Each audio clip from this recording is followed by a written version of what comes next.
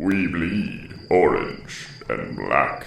This is We Bleed Orange and Black, the podcast for Halloween and horror lovers. My name is Jeff. My name is Ryan. And this week, we have an original scary story.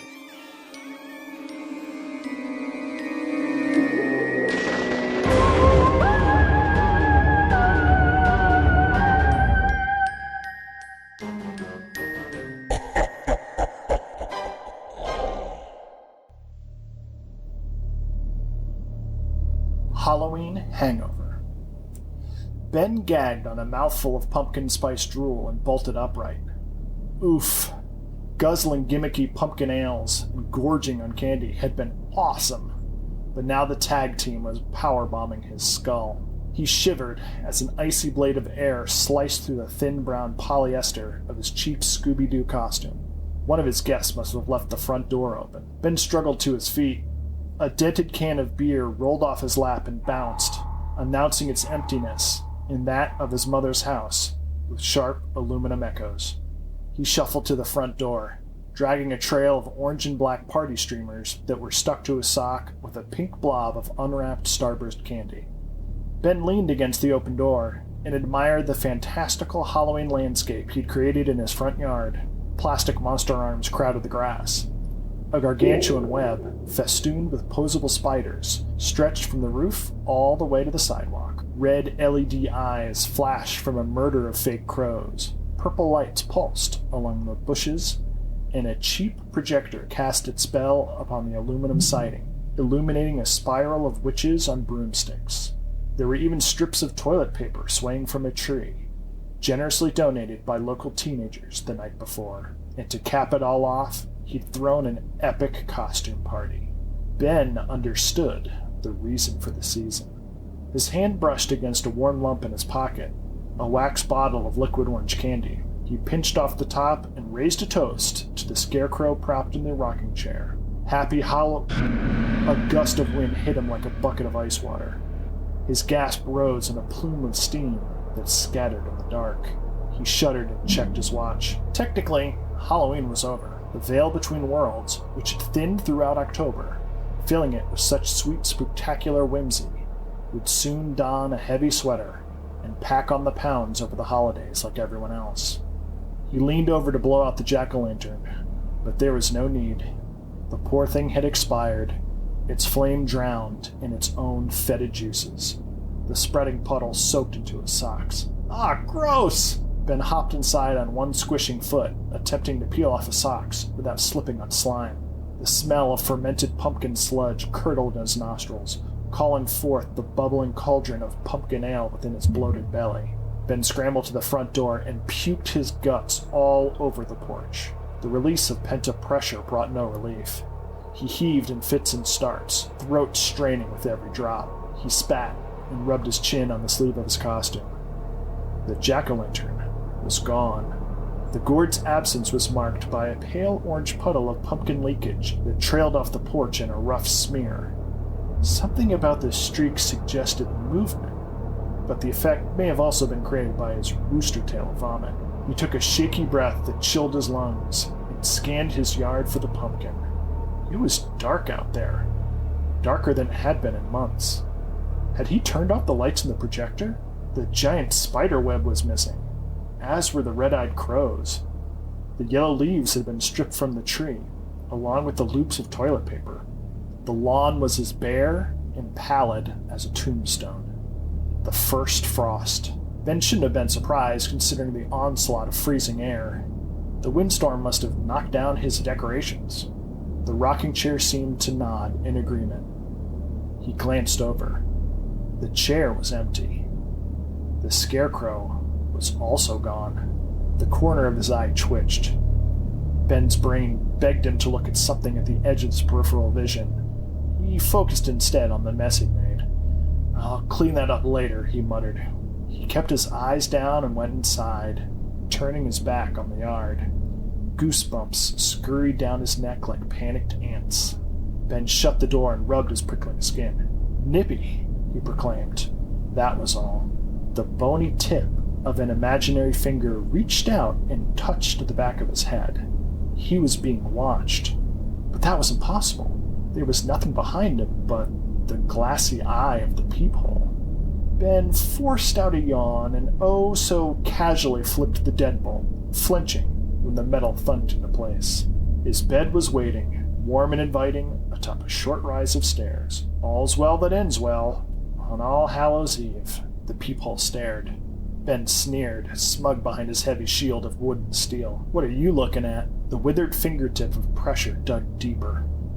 Ben could tug on a sleeping cap or smother his head in pillows, but he wouldn't catch a wink until he'd clipped that creeping tendril of doubt. Ben placed his hands on the door, ready to spring back if necessary, put his eye to the peephole. It was hazy with dew or dirt, and the lens warped the view, cupping the frost-covered yard into a bowl of darkness. Just as he thought, nothing. Still, the act of facing his fear had been the important thing. He indulged in the satisfaction, letting his eye linger on the vacant patch of night. There was something on the stepping stone. Ben's arms tensed. It was just the jack-o'-lantern. Of course, it had rolled off the porch, after all. The curvature of the peephole played tricks on his eyes, making the pumpkin appear higher than its resting place on the stone. And then it moved. Ben's eye grew wide against the peephole. The pumpkin was crawling now, sprouting black, membranous limbs, its rotting face tilted upward, as though eager to press its own clammy socket to his eye. Ben shook his head, battered by a riot of competing thoughts.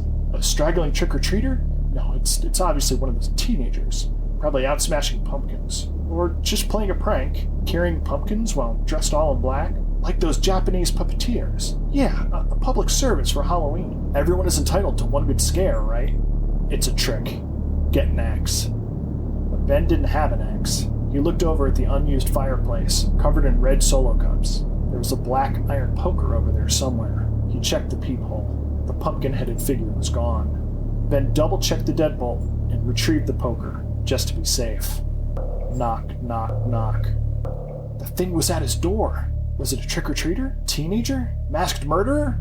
Or it could be one of his drunk friends returning to find their keys. Ben choked up on the fireplace poker, like a batter expecting a curveball. Who is it? Knock, knock, knock. I said, who is it? Ben was pretty sure a kid would have responded with trick or treat. That narrowed the list of suspects to teens, drunks, and psychos. He flipped on the porch light, hoping to hear the slap of retreating feet. Knock, knock, knock. Ben craned his head to squint through the peephole without getting too close. There was nobody there. He let out a heavy breath. Happy frickin' how the door smashed open with a blast of gale force wind. Ben slipped and slammed onto his tailbone with a guttural grunt of pain. The crescendo into a shrill peal of fear as the swollen shadow of the pumpkin-headed figure leaped across his threshold and poured over him. He thrust the fireplace poker up into the invader's face. The black iron barb tore through the rotten pumpkin's grin and speared from the top of its head. Ben cringed, expecting a hot spray of blood or the glimpse of a shocked teenager's face. The pumpkin skull contained nothing but shadows and mold.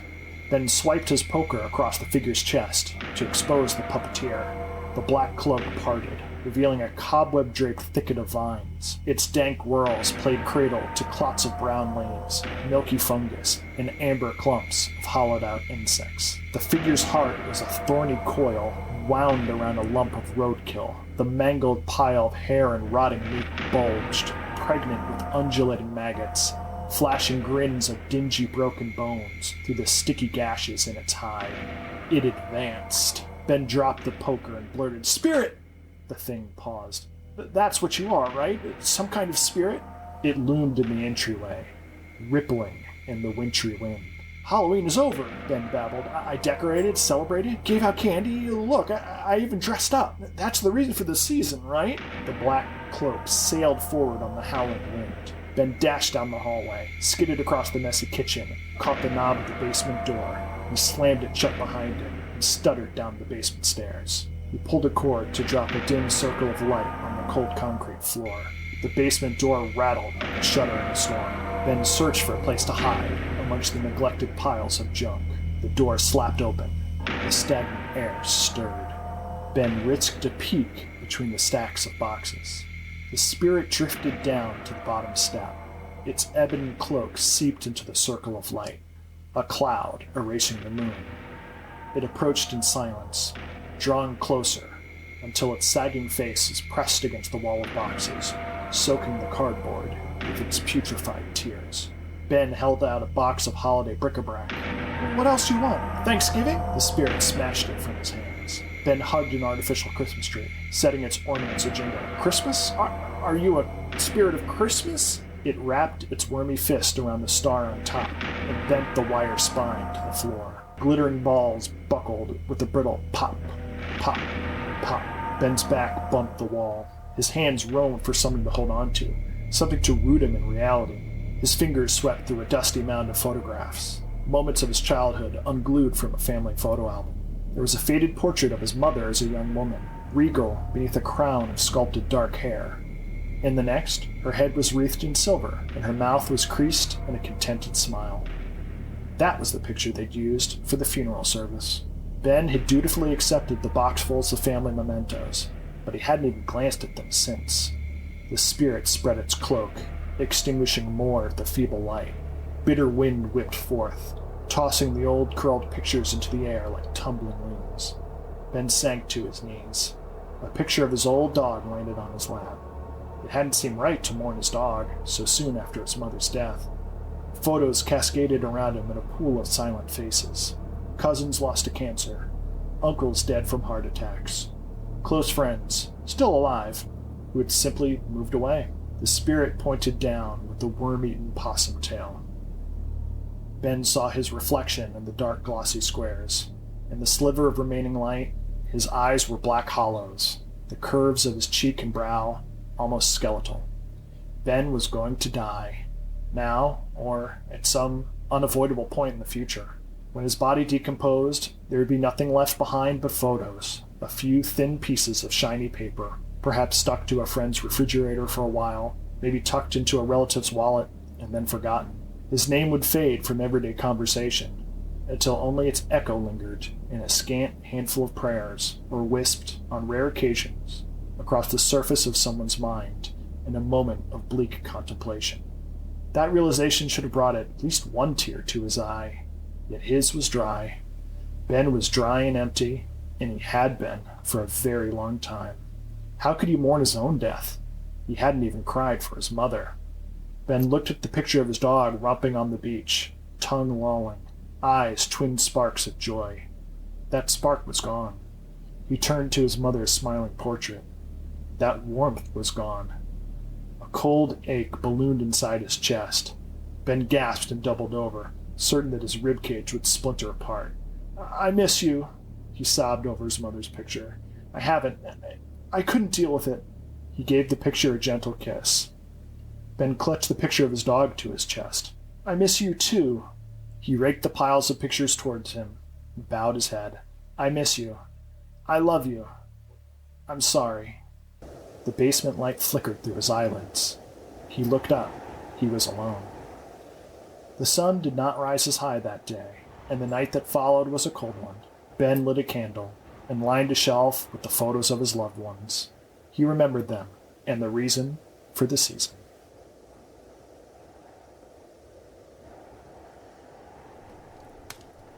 So it's about the importance of remembering? It's about how, in this case anyway, Halloween is also a time to remember the dead. And it's a time when spirits come back and sort of walk amongst you. And the character of Ben hadn't grieved or dealt with that at all. And so he was really blowing it out with like candy and pumpkin ale and parties and like the trappings of Halloween. Right. The trappings. And I made sure when I described all of his decorations, there was no skeletons, there was no reapers, there were no zombies. There's no mention of death in anything. And even when he vomits, there's no relief. There's something building up inside of him that he hasn't faced. So he gets chased down to his basement where he's got boxes of family memorabilia and stuff that he just hasn't looked at. And also the death of Halloween. And also the death of Halloween, yeah. And as someone who lost their mother and their dog in short order this year, it's also a personal story. Yeah, nice. And in typical Jeff fashion, also pretty gross. Yep. At least in the beginning. Yeah, there's definitely some gross stuff in there. I trimmed some of that back. Although I did want to make a meal out of describing the spirit of death, and my sort of headcanon or lore for that thing is that it's like his first experience with death was seeing an animal dead on the highway, and that's why the only thing like moving inside the spirit is that roadkill, the maggots in the roadkill, and everything else is dead leaves, dead bugs, stuff like that. So it's like all of his childhood conceptions of death and the rotting pumpkin, which is also a harbinger of decay. And the end. That's about how I feel about all of it these days. I hear you. I feel you.